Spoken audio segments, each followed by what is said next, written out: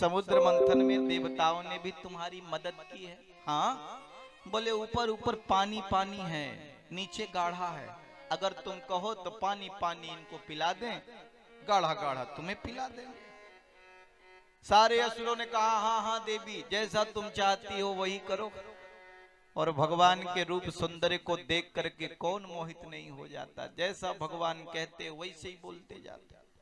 Line से देवताओं को बिठा दिया। भगवान अमृत पिला रहे, असुरों की तरफ मुस्कुरा रहे। लेकिन स्वरभानु नाम का दैत्य बड़ा बुद्धिमान था। चंद्रमा और सूर्य के बीच में जाकर के बैठ गया। देवताओं का रूप धारण करके भगवान गए और उसे भी अमृत पिला दिया। अमृत का पान कर लिया। एक साथ सूर्यदेव चंद्रदेव बोल उठे, अरे भगवान, जिसे आप अमृत पिला रहे हैं ये दैत्य है, ये असुर है। भगवान नारायण ने सुदर्शन चक्र से उसका मस्तक धड़ से अलग कर दिया। लेकिन अमृत का पान कर लिया था, इसलिए उसकी मृत्यु नहीं हुई। और देखो राहु और केतु के रूप में परिणित हो गया। इसीलिए तभी से राहु और केतु सूर्य ग्रहण और चंद्र ग्रहण लगाते हैं, क्योंकि दोनों ने बताया। और उनके शरीर से जो रक्त इस धरती पर गिरा वही बन गया लहसुन और प्याज। इसीलिए लोग लहसुन प्याज को अशुद्ध मानते हैं, या ये कहिए भगवान के लिए नहीं अर्पित करते हैं, क्योंकि उसी का रक्त है उस दैत्य का, ऐसा वर्णन आता है। देखिए भगवान वहां से अंतर ध्यान हो गए। एक असुर ने कहा भैया वो देवी किधर गई, देवी किधर गई। एक असुर ने कहा वो देवी नहीं था, वो देवा था, छलिया विष्णु था, और अमृत ले गया, देवताओं को पिला गया। सारे असुर देवताओं को मारने के लिए दौड़े। अब देवता तो अमृत पान कर लिए थे, पेट पर हाथ फेरा, शरीर में ताकत आ गई, दोनों में युद्ध हो गया, सारे असुर मारे गए। महाराज बलि भी मारे गए। लेकिन धन्य है शुक्राचार्य, धन्य गुरुदेव शुक्राचार्य, जिन्होंने मृत संजीवनी विद्या के द्वारा समस्त दैत्यों को पुनः जिंदा कर दिया। जो गुरु शरण में आया यह लोक सुखी परलोक सुखी। जो गुरु शरण में आया यह लोक सुखी परलोक। जिसने गुरु ज्ञान पचाया यह लोक सुखी परलोक सुखी। जिसने गुरु ज्ञान पचाया यह लोक सुखी परलोक सुखी। जो गुरु शरण में आया यह लोक सुखी परलोक सुखी। जो गुरु शरण में आया यह लोक सुखी परलोक। गुरु तो गुरु होता है। गुरु कुम्हार शिष्य कुंभ है, गड़ गड़ काढ़े कोट।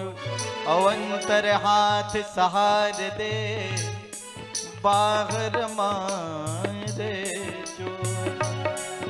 गुरु कुम्हार की तरह होता है, अंदर से हाथ लगाता, ऊपर से ठोकाई करता और संभालता है, कहीं टूट न जाए, गिर न जाए, उसे निखारता बनाता। तरुवर जो पानी बिना बिन पानी के में, अब मानव का जीवन होता वैसा, जैसे गुरु बिन ही। गुरु के बिना मानव का जीवन ऐसा होता जैसे जल में से निकाल देने पर मछली की होती है। तरुवर जो पानी बिना बिन पानी के मीन, वैसे ही मानव का जीवन गुरु बिन होता हीन। वृक्ष को जल नहीं दो तो सूख जाएगा, मछली को जल से निकाल दो तो तड़प तड़प करके मर जाएगी। वैसे ही व्यक्ति के जीवन में अगर गुरु न हो तो उसका जीवन भी सूना ही रह जाता है। गुरुदेव शुक्राचार्य ने सभी दैत्यों को जिंदा कर दिया। महाराज बलि शुक्राचार्य के चरणों में गिर गए और बोले भगवान आज से ये मेरा जीवन आपका हुआ। शुक्राचार्य जी ने कहा महाराज बलि वो तो सब ठीक है, मेरे पास सबकी तोड़ है, लेकिन छलिया विष्णु की तोड़ नहीं है। सुनो, ब्राह्मणों को बुलाओ, पाठ पर बिठाओ अगर ब्राह्मणों का आशीर्वाद तुम्हें मिल गया तो फिर तीनों लोकों में तुम्हारा सामना कोई नहीं कर सकता। आचार्यों को, ब्राह्मणों को बुलाया, पाठ पर बिठाया, ब्राह्मण को खूब खिलाया पिलाया, ब्राह्मण प्रसन्न हुए और अपने तेज से, तप के तेज से एक रथ उत्पन्न किया। अब कहा महाराज मेरा आशीर्वाद है, इस रथ पर जब आप बैठेंगे तो तीनों लोकों में आपका कोई सामना नहीं कर सकेगा। महाराज बलि जब उस रथ पर बैठे और स्वर्ग लोक में पहुंचे तो इंद्र इत्यादि देवता विस्मित हो गए, ये क्या हो रहा है, ये कैसा प्रकाश है मेरे सामने। इंद्रदेव गुरुदेव बृहस्पति के पास में गए और बोले गुरुवर ये रथ कैसा है, ये प्रकाश कैसा है। बृहस्पति ने कहा देवताओं जितना जल्दी हो स्वर्ग छोड़ के भाग जाओ, क्योंकि इस समय महाराज बलि इस दिव्य रथ पर विद्यमान हैं और जब तक ये रथ पर विद्यमान रहेंगे तीनों लोकों में इनका कोई सामना कर नहीं सकता है। बोले वृंदावन बिहारी लाल की श्रीमद् भागवत महापुराण की। सारे देवता स्वर्ग छोड़ करके भाग गए, अब दर दर की ठोकर खा रहे हैं। माता अदिति ये नहीं चाहती कि हमारे बच्चे दर दर की ठोकर खाएं, ये नहीं चाहती कि असुर मारे जाएं, लेकिन माता अदिति ये भी नहीं चाहती कि हमारे पुत्र दर दर की ठोकर खाएं, दुख में रहें। तो माता अदिति कश्यप ऋषि के पास में गई। अब कहा हमें कोई उपाय बताइए जिससे हमारे बच्चों के दुख दूर हो जाए। कश्यप ऋषि ने प्रयोव्रत बताया। ये प्रयोव्रत क्या है? फाल्गुन मास में प्रतिपदा तिथि में शुक्ल पक्ष में प्रतिपदा तिथि से द्वादशी तिथि तक ये व्रत किया जाता है।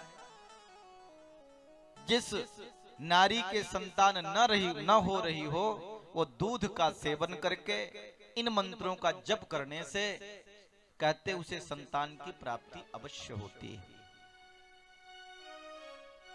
अदिति मैया ने उस प्रयोव्रत को किया और भगवान स्वयं बोले मैं ही आपका पुत्र बन करके आऊंगा। देखिए भाद्रपद मास में शुक्ल पक्ष में द्वादशी तिथि में दिन के ठीक 12 बजे वामन भगवान स्वयं नारायण वामन का रूप बना करके प्रकट हो गए। ताली बजाइए सभी लोग, बोलिए वामन भगवान की जय हो। छोटे छोटे हाथ हैं, छोटे छोटे पैर हैं, कितने सुंदर वामन भगवान हैं, क्या कहना। तम बटुम वामनम दृष्टवा मोदमाना महर्षय कर्माणि कारयामासु पुरस्केत प्रजापतिम। छोटे छोटे पैर, छोटे छोटे हाथ, वामन भगवान का यज्ञोपवीत संस्कार हो रहा है। स्वयं ब्रह्मा ने कमंडल दिया, भूदेवी ने चरण पादुका दिया, आकाश ने छत्र दिया, सविता देवता ने गायत्री मंत्र दिया, चंद्रमा ने दंड दिया, अदिति मैया ने कोपीन धारण कराया, स्वयं जगत जननी माता उमा ने भिक्षा प्रदान की, माता सरस्वती ने रुद्राक्ष की माला पहनाई। और गुरुदेव बृहस्पति के पास वामन भगवान गए और बोले गुरु जी, बोले क्या? बोले गुरु दक्षिणा। गुरु जी ने कहा मुझे तीनों लोगों का राज्य चाहिए। वामन भगवान ने कहा गुरु जी आप तो ऐसे बोलते हैं जैसे तीनों लोगों का राज्य मेरे जेब में है जो आपको निकाल के दे दूं। गुरुदेव बृहस्पति ने कहा इस समय तीनों लोगों का राजा महाराज बलि हैं। इधर शुक्राचार्य ने महाराज बलि को कहा तुम सक्रतो बन जाओ, मतलब 100 अश्वमेध यज्ञ कर लो। इंद्र के सिंह वही अधिकारी होता है जो 100 अश्वमेध यज्ञ संपूर्ण कर लेता है। और देखिए 99 यज्ञ महाराज बलि के संपूर्ण हो चुके हैं। 100वां यज्ञ आरंभ है। स्वयं भगवान जा रहे हैं महाराज बलि के यहाँ। कितनी दिव्य सूरत है, कितनी दिव्य मूर्ति है। छोटे छोटे पांव हैं, छोटे छोटे बाल हैं, छोटे छोटे हाथ हैं और नर्मदा तट पर जा रहे हैं। तम नर्मदायस्तट उत्तरे बलेय ऋषिजस्त्रे भृगुकक्ष संजके प्रवर्यन्तो भृगवा कृत्रिमं व्यक्षतारादुदितं यथा रविं। बोले महाराज बलि की ताली बजाइए।